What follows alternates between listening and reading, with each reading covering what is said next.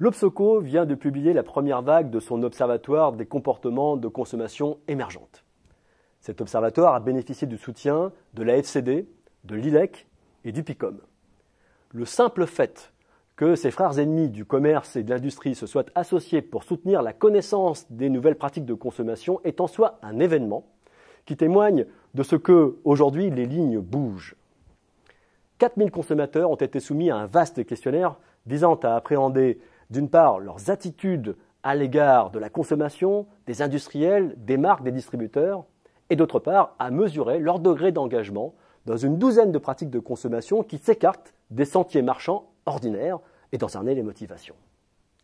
Le principal enseignement de cet observatoire est que notre modèle de consommation est bel et bien en train de muter.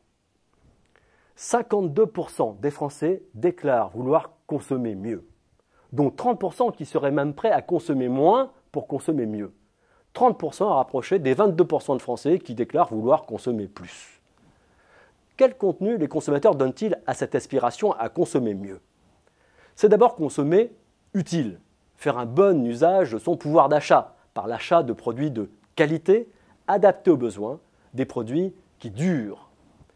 C'est ensuite consommer sans risque, pour soi ou pour ses proches.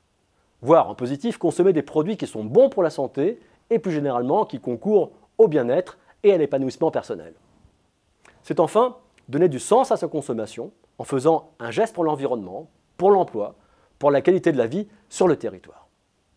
Et les Français ne se contentent pas de déclarations d'intention, ils passent à l'acte. Nous avons passé en revue une douzaine de pratiques de consommation émergentes et des motivations sous-jacentes. Ces pratiques peuvent être regroupées en 3 catégories. Il y a tout d'abord un certain nombre de pratiques qui bénéficient d'une très large diffusion. Le don, par exemple. 83% des personnes interrogées ont donné au moins un objet au cours des 12 derniers mois. L'occasion. 60% déclarent avoir acheté au moins un produit d'occasion. Et ils sont à peine moins nombreux, 49%, à avoir procédé à la revente d'un produit d'occasion dans l'année. 64% se disent attentifs à l'origine géographique des produits alimentaires, marquant une préférence pour les produits français ou de la région. Un Français sur 2 a emprunté au moins un produit au cours de l'année, et plus encore chez les jeunes.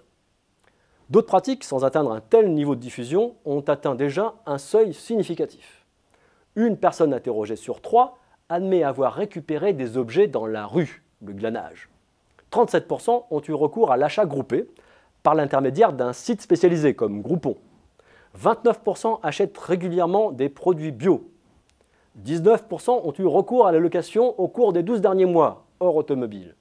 Et 14% affirment avoir déjà acheté un produit à plusieurs pour en partager l'usage entre amis, membres de la famille ou entre voisins. Enfin, certaines pratiques restent cantonnées à des cercles restreints. 5% des Français interrogés se déclarent membres d'une AMAP ou d'une structure similaire d'achat direct auprès de producteurs alimentaires. 4% se déclarent membres de CEL, système d'échanges locaux, ces associations qui permettent à des particuliers d'échanger des heures de service. La compilation de ces résultats donne un résultat fort. 53% des Français, selon des modalités diverses, sont d'ores et déjà engagés de manière significative dans ces nouvelles pratiques de consommation. Qu'est-ce qui les motive?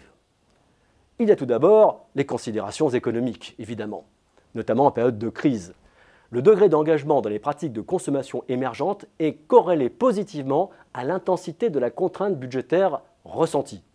Autrement dit, plus on a des difficultés à boucler ses fins de mois, plus on est engagé dans ces nouvelles manières de consommer. Mais on aurait tort de penser qu'elles sont cantonnées aux franges des populations les plus défavorisées. Pour la plupart, c'est une manière tout simplement de consommer mieux pour moins cher. Ce sont des formes d'achat malins.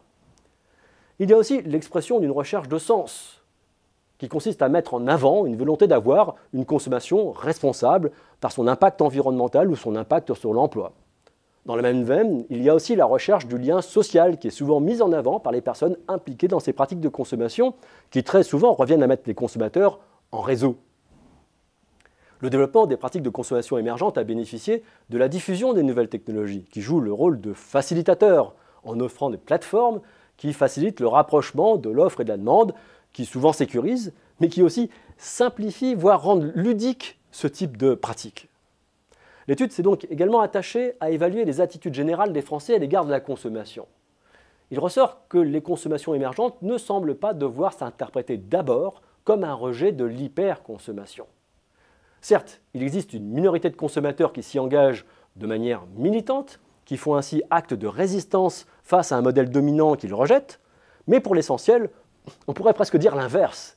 Il s'agit de renouveler les formes de l'hyperconsommation dans un contexte nouveau, notamment de tension sur le pouvoir d'achat. Plutôt une bonne nouvelle donc pour les industriels et les distributeurs. Pour autant, ces derniers doivent se montrer vigilants. Tout d'abord parce que ces pratiques constituent une fuite hors des réseaux marchands ordinaires, un manque à gagner en termes de chiffre d'affaires. Ensuite, parce qu'il s'agit de l'expression d'un certain détachement, d'un désenchantement à l'égard d'un modèle de consommation dont on perçoit de plus en plus clairement la face sombre. C'est donc pour les industriels et les distributeurs une très forte incitation à comprendre les significations profondes de ces pratiques pour accompagner le mouvement et pourquoi pas pour en faire des opportunités et pour participer ainsi à l'émergence d'un nouveau modèle de consommation.